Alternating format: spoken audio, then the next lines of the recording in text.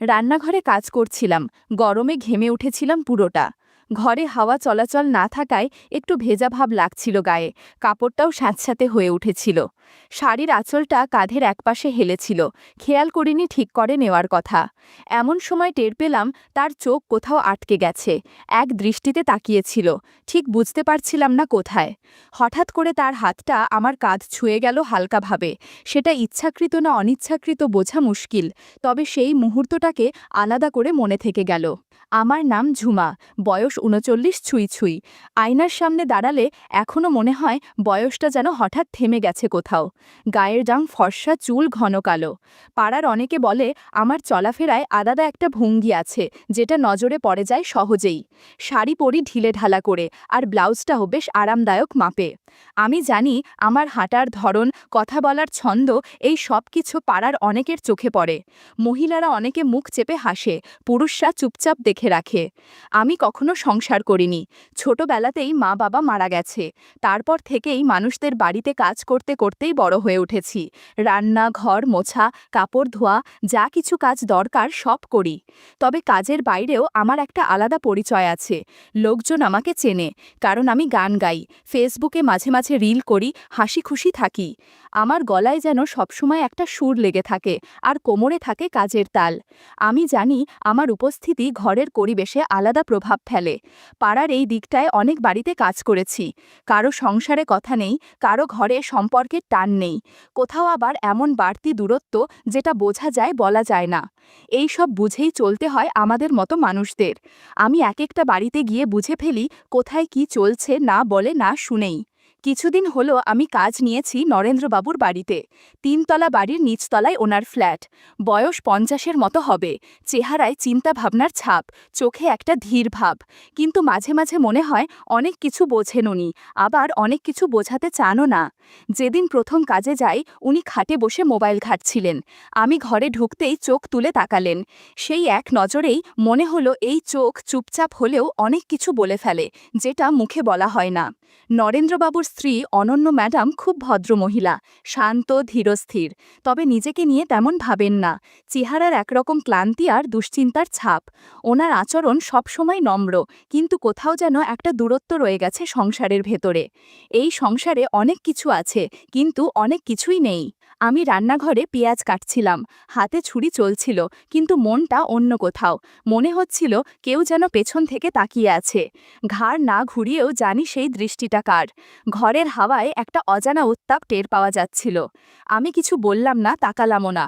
আমাদের মধ্যে কোনো কথা প্রয়োজন পড়ে না সবসময়, শুধু সময়ের অপেক্ষা। এক দুপুরে যখন বাড়ি থাকবে ফাঁকা, রান্নাঘরের ফ্যান বহুদিন ধরে নষ্ট, আমি জানি, তবু কিছু বলিনি। গেট পেরিয়ে ঢোকার সময়েই বুঝেছিলাম আজ গরমটা একটু বেশিই লাগবে। সোজা রান্নাঘরে গিয়ে হান্ডি নামালাম, শাড়ির আঁচল কোমরে পেঁচিয়ে চুলটা সামলে কাজ শুরু করলাম। এমন সময় টের পেলাম চোখের দৃষ্টি এসে থেমেছে আমার দিকে।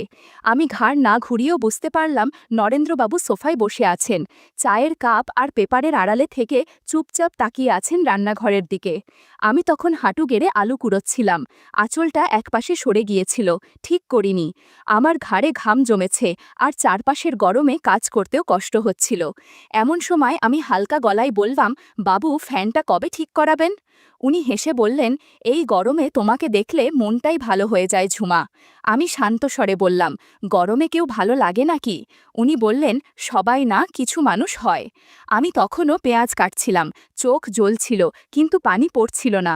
ঘরের গরমে চোখও যেন শুকিয়ে গিয়েছিল। আমার আঁচল তখনও একপাশে পড়েছিল, আমি আলতোভাবে তা ঠিক করছিলাম। ঠিক তখনই উনি রান্নাঘরের চৌকাঠে এসে দাঁড়ালেন, বললেন, আজ কি রাঁধছ? আমি বললাম, তরকারি ভুনো আর মাছ আলু দিয়ে। উনি বললেন, মাছটা একটু নরম করে ভাজো, আমার কাটায় সমস্যা হয়। আমি মাথা নাড়লাম, বললাম, আচ্ছা।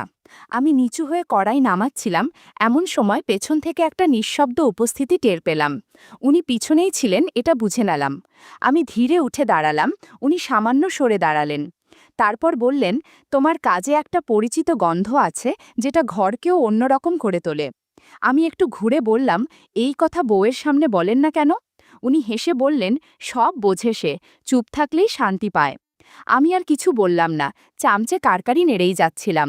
পেছনে কে কিভাবে তাকাচ্ছে সেটা আমি বুঝে যাচ্ছিলাম। আঁচল বারবার পড়ে যাচ্ছিল, আমি ঠিক করছিলাম না। কারণ আমি জানি অনেক সময় চুপচাপ কাজ করতে করতেই কারো ভেতরের সিদ্ধান্ত তৈরি হয়ে যায়। দুপুর গড়িয়ে গেল। অনন্যা ম্যাডাম বসে ফোন দেখছিলেন। একবার আমার দিকে তাকিয়ে হালকা হাসলেন, আবার ফোনের স্ক্রিনে চোখ নামিয়ে নিলেন, যেন কিছুই দেখেননি, কিংবা হয়তো সবই বুঝে নিয়ে চুপ থেকে গেছেন। কখনো সেটা অভ্যাস, কখনো সেটা বাধ্যতা। আমি মাঝে মাঝে মনে করি এই বাড়ির ভেতরে যেন আর একটা নীরব গল্প চলে, যেখানে চাওয়াগুলো মুখে না বললেও টের পাওয়া যায়। কখনো এমন সময় আসে যখন কারো আচরণে আমি একেবারে চুপ হয়ে যাই। শুধু বুঝি রান্নাঘরের গরম যত বাড়ে তত যেন ঘরের হাওয়াতেও একটা চাপা উত্তেজনা জমে ওঠে, যেটা শুধু পেটের ক্ষুধা নয়, এক ধরনের বোঝাপড়ার ক্ষুধাও। সেদিন ছিল একটা নিস্তব্ধ দুপুর। রোদে অলসতা ঘিরেছিল চারপাশে। পাড়ায় শুনশান। আমি নরেন্দ্রবাবুর বাড়ির গেটে পৌঁছাতেই অনন্যা ম্যাডাম বললেন, আমি একটু বাইরে যাচ্ছি, ঘণ্টাখানেক রাখবে। মাথা নেড়ে ভেতরে ঢুকে পড়লাম। রান্নাঘরের জানালা দিয়ে রোদ এসে পড়ছিল ঘাড়ে। ঘরটা ছিল বেশ গরম। আমি শাড়ির আঁচল কোমরে পেঁচিয়ে কাজ শুরু করলাম, যাতে সহজ হয় নড়াচড়া। তাকের ওপর মোবাইল রেখে একটা রিল করার জন্য ক্যামেরা অন করলাম। মিউজিকটা আগেই ঠিক করে রাখা ছিল। হালকা ছন্দে শাড়ির আঁচল গুছিয়ে কাঁধে রাখছিলাম। চুলটা একপাশে করে একটু ঘুরে দাঁড়াতেই টের পেলাম পেছনে কেউ আছে। মোবাইলের স্ক্রিনে উল্টো পাশে দেখা গেল নরেন্দ্রবাবু দাঁড়িয়ে আছেন, চুপচাপ। আমি ঘুরে তাকাতেই উনি হেসে বললেন, তুমি এই সব রিল বানাও, আর আমি ভাবি এত কিছু যদি ঘরের ভেতরেই থাকে, বাইরে আর কিছু দেখার দরকার পড়ে। আমি হেসে বললাম, এই সব শুনলে লোকে কি বলবে? উনি উত্তর দিলেন, লোক কি ভাবে সেটা নিয়ে ভাবি না, আমি দেখি শুধু তোমাকে। আমি তখনও তরকারি নেড়ে যাচ্ছিলাম, কিন্তু হাতের গতি কিছুটা কমে এসেছিল। বললাম, পাড়ায় অনেকে হাসে, কিন্তু চোখ সরায় না। উনি আরেকটু এগিয়ে এলেন, বললেন, তোমার কাজে এমন একটা ছন্দ আছে, সেটা চোখে পড়ে। আমি নিচু হয়ে কড়াই নামাচ্ছিলাম, এমন সময় পেছনে তার উপস্থিতি খুব কাছ থেকে টের পেলাম। খুব সাধারণভাবে উনি বললেন, তুমি একা থাকলে ঘরটা অন্যরকম লাগে। আমি বললাম, ম্যাডাম তো বাড়িতে নেই। উনি জবাবে বললেন, তাই তো কথা বলার সুযোগ হয়। সেই মুহূর্তে আমি আর কোনো উত্তর দিলাম না, কেবল কাজেই মন দিলাম। চারপাশে বাতাস ভারী হয়ে উঠেছিল। রান্নাঘরের দরজা খোলা থাকলেও ঘরের পরিবেশে যেন এক ধরনের নীরব বোঝাপড়ার ছাপ ছিল। আমি জানি ওই মুহূর্তে আমি আর কেবল একজন কাজের মানুষ ছিলাম না, আমি ছিলাম একজন সচেতন নারী, যার উপস্থিতি কাউকে নীরবভাবে নাড়া দেয়। এবং উনি ছিলেন একজন মানুষ যিনি অনেক কিছু বুঝেও দিনের পর দিন চুপচাপ থাকেন। সেদিন দুপুরে আমরা কেউ কিছু বলিনি, তবুও অনেক কিছু বলা হয়ে গিয়েছিল, শুধু দৃষ্টিতে, নীরবতায়। সেই দিনের পর থেকে কাজ চলতে থাকলো আগের মতোই। তবে আমি বুঝি এক জায়গায় বেশি দিন থাকলে মানুষ অভ্যস্ত হয়ে পড়ে। মনও ধীরে ধীরে একটা নির্দিষ্ট ছকে আটকে যায়। কিন্তু আমি চাই না অভ্যস্ত হয়ে যায়। তাই নতুন একটা বাড়ির কাজ নিলাম। সেই বাড়িটা রাস্তার মাথার দিকে 3 তলার ফ্ল্যাট। ভেতরে ঢুকেই মনে হয় বাতাসে একটা আলাদা ঘরোয়া সুবাস মিশে আছে, যেটা খুব পরিচ্ছন্ন আর সাজানো মনে হয়। জানালায় পর্দা, আলোটা কুসুম গরম হলুদ। যিনি থাকেন তার নাম অঞ্জলা। নামের মতোই তিনি যথেষ্ট গুছিয়ে থাকা একজন নারী। গায়ের রং উজ্জ্বল না হলেও পরিষ্কার। সাজগোজেও তিনি বেশ খেয়াল রাখেন। চুলে কাজল, ঠোঁটে হালকা লিপস্টিক। উনি সকাল দুপুর বিকেল সবসময় আরামদায়ক পোশাক পরে থাকেন। হালকা নাইটি, যেটা দেখে বোঝা যায় তিনি নিজের কমফোর্টে বিশ্বাসী। নতুন করে এখানে কাজ শুরু করলাম, কিভাবে সময় এগোয় সেটাই এখন দেখার। আমি প্রথম দিনেই দেখলাম উনি আয়নার সামনে দাঁড়িয়ে চুল আঁচড়াচ্ছেন। হালকা নিচু হয়ে কিছু তুলতেই নজর চলে গেল। স্বাভাবিক এক মুহূর্ত, কিন্তু কেমন যেন আটকে গেলাম। অনেক মেয়েকেই দেখি, কিন্তু অঞ্জলার নিজের মতো করে চলাফেরা করার এক আলাদা ভঙ্গি আছে, যা সহজ আর আত্মবিশ্বাসী। আমি চুপচাপ কাজ করছিলাম, এমন সময় দরজার কলিং বেল বাজল। অঞ্জলা নিজে গিয়ে দরজা খুললেন। একজন ভদ্রলোক ঢুকলেন, লম্বা, গাঢ় রঙের, চোখে সানগ্লাস, হাতে ব্যাগ। কথাবার্তায় বোঝা গেল পরিচিত কেউ, যেন বহুদিনের সম্পর্ক। অঞ্জলা হেসে বললেন, একদম ঠিক সময়ে এসেছ। তারপর দুজনেই ভেতরে চলে গেলেন। ঘরের দরজায় পর্দা টানা ছিল। আমি নিজের কাজে ব্যস্ত ছিলাম, তবে মাঝে মাঝে কিছু কথা কানে আসছিল। মাঝে মাঝে হাসির শব্দ, মাঝে মাঝে নীরবতা, একটা চাপা বোঝাপড়ার ছায়া যেন ঘরের হাওয়ায় মিশে যাচ্ছিল। আমি কিছু দেখিনি, কিন্তু অভিজ্ঞতা বলে দেয় কোন ঘরে কারা কতটা কাছাকাছি। লোকটার নাম সঞ্জয়, সেটা পরে বুঝলাম। তিনি নিয়মিতই আসেন, কখনো দুপুরে কখনো বিকেলে। অঞ্জলা প্রতিবার দরজা খুলে বলেন, এইমাত্র চা হয়ে গেছে। ওদের মধ্যে একরকম সহজ বন্ধুত্ব আছে, যেটা সময়ের পরীক্ষায় গড়ে ওঠে। অঞ্জলার স্বামী বিদেশে, ইতালিতে থাকেন বহু বছর ধরে। ফোনে কথা হয় ঠিকই, কিন্তু মানুষ যখন পাশে থাকে না, তখন ঘরের প্রয়োজন বদলে যায়। আমি বুঝি অঞ্জলার এই সম্পর্কটা শুধু আলাপ নয়, কিছু নির্ভরতার জায়গাও তৈরি করেছে। আমি প্রতিদিন এইসব ঘরে কাজ করতে করতে বুঝে ফেলি কোন ঘরের বাতাসে কীরকম ভার থাকে। অঞ্জলা কখনো এসব নিয়ে আমার সাথে কথা বলেন না, কিন্তু তার চলাফেরা, আত্মবিশ্বাস আর নিজের মতো থাকা সব মিলিয়ে বোঝা যায় তিনি জীবনকে নিজের মতো করে সাজিয়ে নিয়েছেন। সেদিনটা ছিল অপেক্ষাকৃত শান্ত দুপুর। অঞ্জলা বললেন, তুমি মশলাটা বেটে দাও, আমি একটু বিশ্রাম নিচ্ছি। আমি রান্নাঘরের কোণে বসে বাটা চালাচ্ছিলাম। কাজ করতে করতে একটু গরম লাগছিল। আঁচলটা কোমরে পেঁচিয়ে নিলাম, যেন সহজে কাজ করতে পারি। এমন সময় শুনলাম কেউ ঘরে ঢুকছে। মাথা না তুলেই কাজ করছিলাম। হঠাৎ ফ্রিজ খোলার শব্দ। ঘাড় ঘুরিয়ে দেখি সঞ্জয় দাঁড়িয়ে, হাতে এক গ্লাস পানি নিচ্ছেন। উনার চোখ আমার দিকে থেমেছিল কিছুক্ষণ। আমি বুঝলাম, তবে কিছু বললাম না। কেবল বাটার গতি একটু ধীরে করলাম, যেন শব্দটা একটু স্পষ্ট শোনা যায়। তিনি কাছে এসে বললেন, তুমি ঝুমা? আমি বললাম, হ্যাঁ, নতুন কাজ নিয়েছি এখানে। উনি বললেন, তোমার রান্নার গন্ধে কিছু আলাদা আছে মনে হয়। আমি হেসে বললাম, এখনো তো রান্না শুরুই হয়নি, মশলাই বাটছি। উনি বললেন, এই গন্ধটাই মনে টানে রাখছে। আমি এবার ওনার দিকে তাকালাম। চোখে চোখ পড়তে দুজনেই কিছুটা থেমে গেলাম।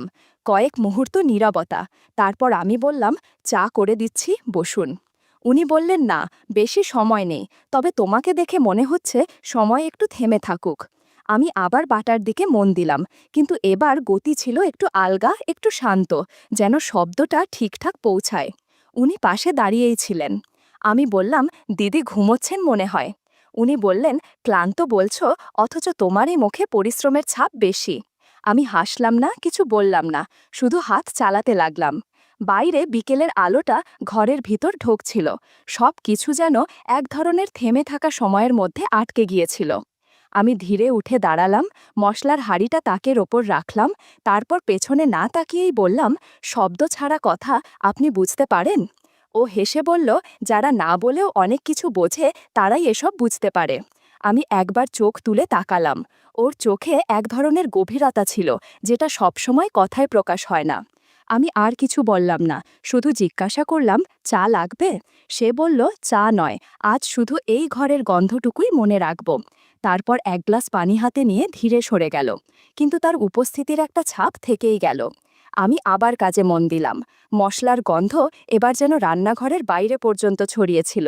বুঝতে পারছিলাম কেউ আজ আমার কাজ নয়, আমাকে লক্ষ্য করছিল, আর সেই দৃষ্টি যেন ঘরের হাওয়াকে ভারী করে তুলেছিল। অঞ্জলা দিদি আগেই বলেছিলেন, আমি একটু বাইরে যাচ্ছি, তুমি রান্নাটা করে দিও। আমি চুপচাপ রান্নাঘরে ঢুকে পড়লাম।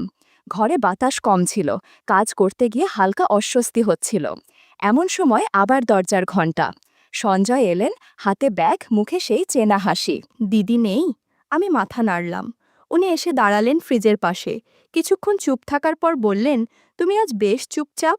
আমি বললাম, ঘরে কেউ নেই, কথা বলার মতোও কেউ নেই। উনি হালকা হেসে বললেন, তোমার নীরবতাই অনেক কথা বলে। আমি চামচ নাড়তে নাড়তে বললাম, সব কথা তো মুখে বলা যায় না। উনি একটু কাছে এলেন, তারপর বললেন, তোমার মধ্যে আজ কেমন যেন একটা আলাদা ছাপ আছে। আমি কিছু বললাম না, কাজ করছিলাম। হঠাৎ একটা নরম সুরেও বলল, তুমি আজ অন্যরকম লাগছো।